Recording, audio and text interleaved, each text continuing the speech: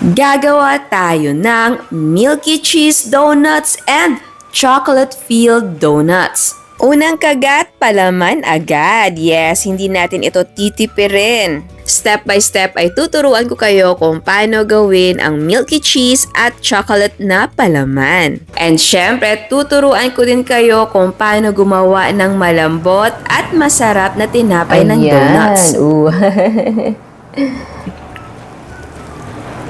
Okay, so unahin natin ang milky cheese na palaman natin. So, meron tayong evaporated milk. Ayan. Ang gamit ko pong evaporada ay ang Delis.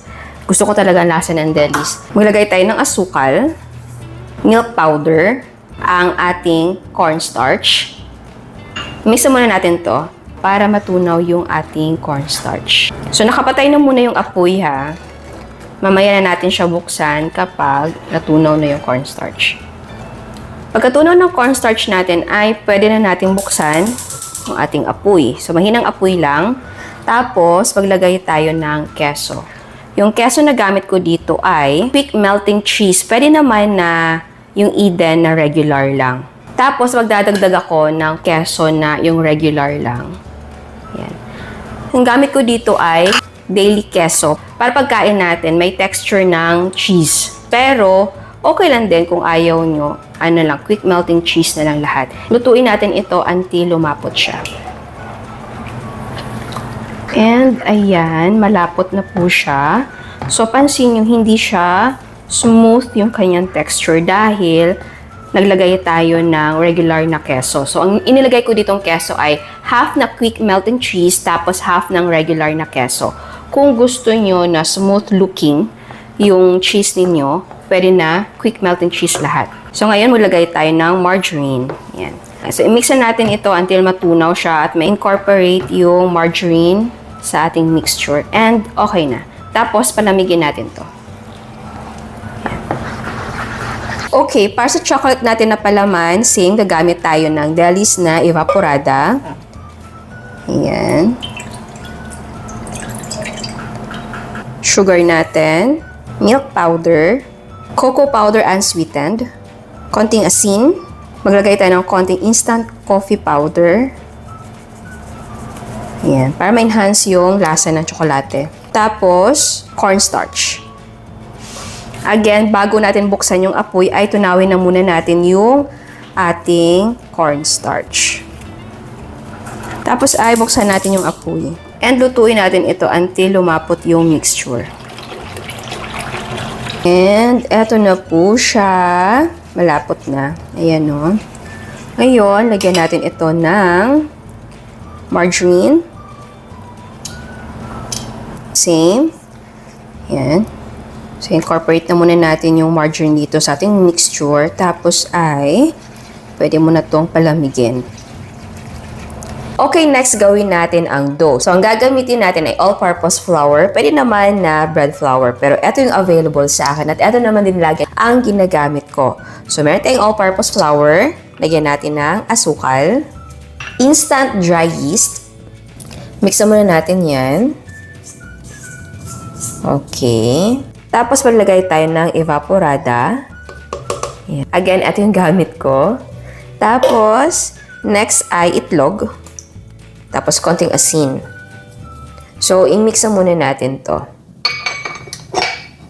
Okay. Ayan. Ayan, kapag nag-form na ang dough at medyo elastic na siya, maglagay na tayo ng ating margarine. Ayan. Ang gamit ko po dito ay buttercup. Pero gumamit ng butter talaga.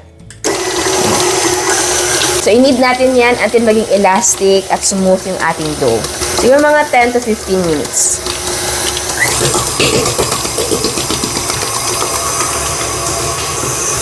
Ayan. After 15 minutes, eto na po siya.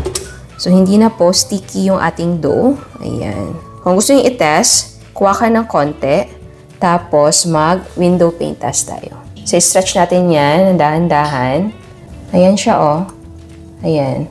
Translucent na, pero hindi pa rin siya napupunit. So, ganyan dapat. Ayan, oh.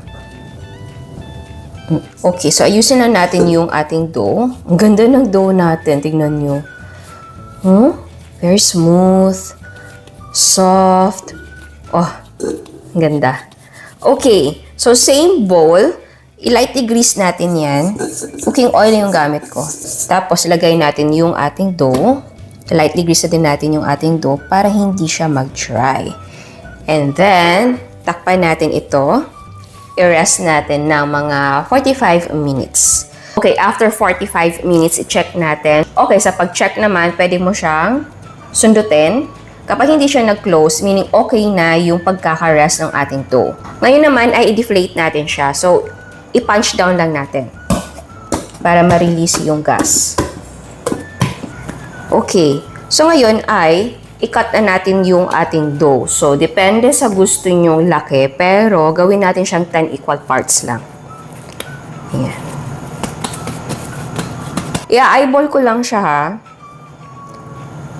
Pero kung gusto nyo talaga na magkapare-pareho lahat yung bigat niya, gamit kayo ng timbangan. Okay, pagka-divide naman natin, ay bilugin natin siya.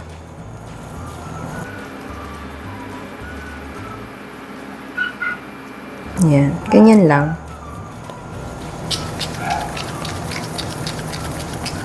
Yan. Tapos, pwede mo siyang i-flatte. Ganyan. Yan. Okay.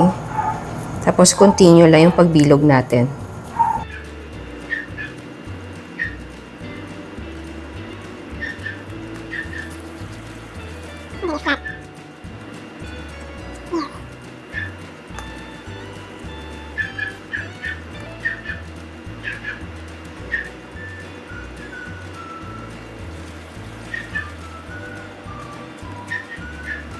So, eto na yung nabilog natin at na-flat natin ng bahagya. So, takpan natin ito at i-rest natin siya ng mga 30 to 45 minutes. And, eto na po siya. So, ngayon ay prituhin na natin siya. Okay, mainit yung mantika natin. So, maglagay na tayo ng ating dough. Ayan.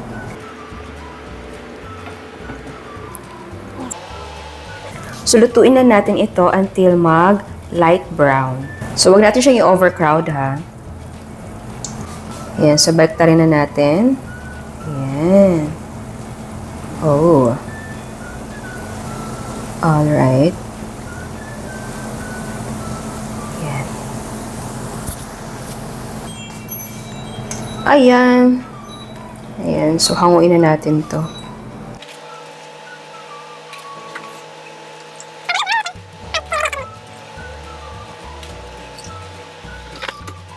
Ayan, ansalang pa tayo. Okay, so ngayon ay lagyan natin siya ng butas. Tapos i-wiggle mo sa loob para meron tayong space sa ating palaman. Ayan, tapos ay maglagay na tayo ng palaman. Ito yung milky cheese natin, inalagay ko sa pastry bag para madali lang paglagay sa ating donut. Ayan. So punuin natin yan. Wow. Oh, yan. Punong-puno. Okay, next, yung ating chocolate na palaman.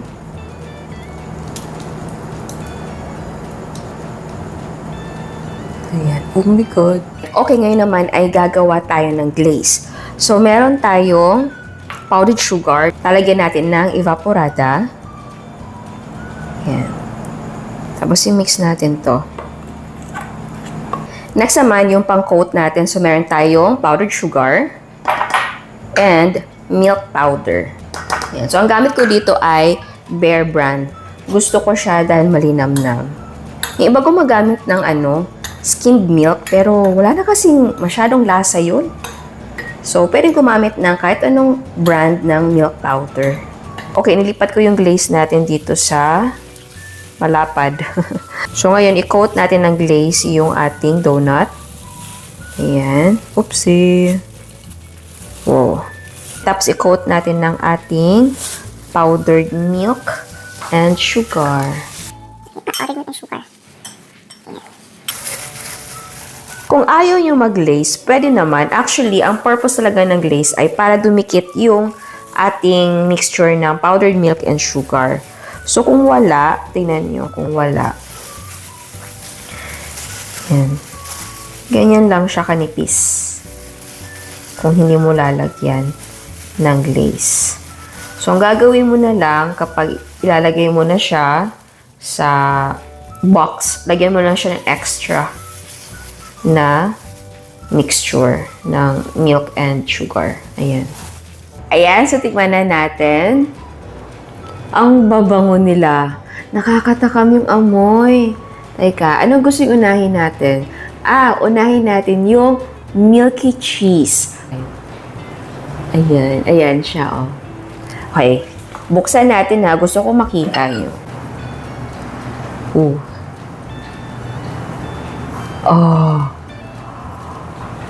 Oh my. O, diba? Oh. Ang bango talaga.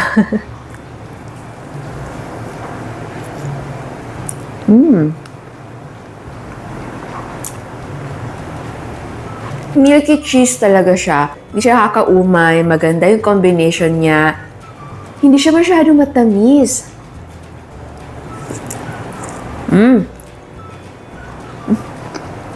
Ang sarap. Next naman ay yung tsokolate. Ayan. Wow.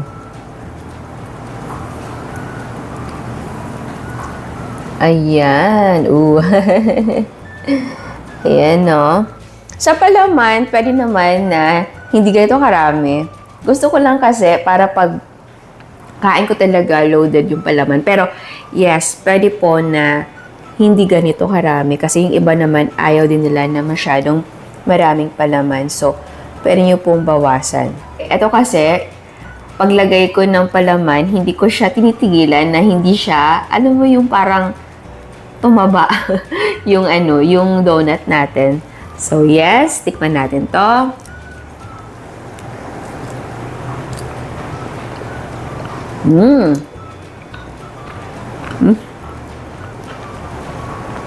Yeah, hindi din gano'ng katamis yung ating palaman, kaya hindi ka talaga mauumay.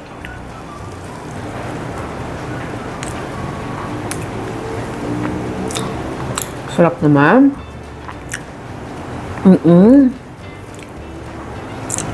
Alam nyo, kung gusto nyo magnegosyo ng donut sa bahay, possible na talaga.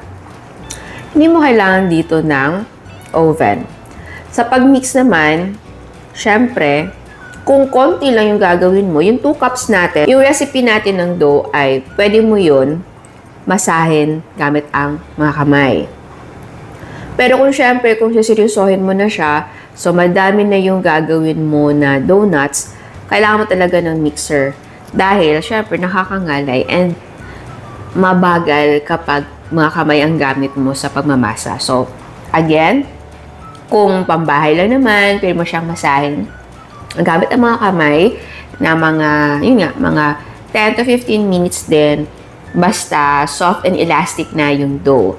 Pero kapag marami ka nang gagawin dahil marami ka ng orders, please mag-invest kayo sa mixer. Makakatulong talaga si mixer.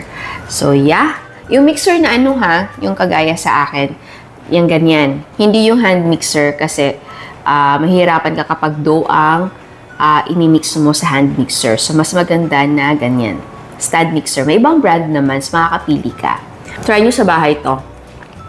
Ito, milky cheese. Masarap din siya. Gusto ko.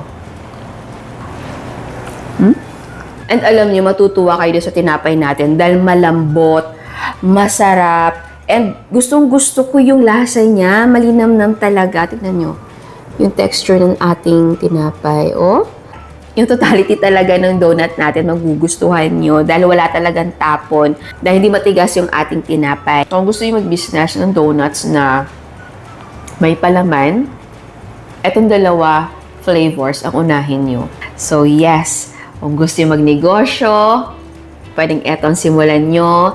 Malapit na ang summer, wala kang gagawin. Lalo na kapag estudyante ka, wala kang pasok, or tambay ka sa bahay, wala kang trabaho, walang problema. mag-donut negosyo ka. So, ayan, sana gustuhan nyo ang recipe natin ngayon. Ciao! At sa mga hindi pa nakasubscribe, please subscribe sa ating YouTube channel and please click the notification bell and please click all para ma-notify kayo sa lahat ng uploads. And please don't forget to like our Facebook page and follow us on Instagram. Thank you!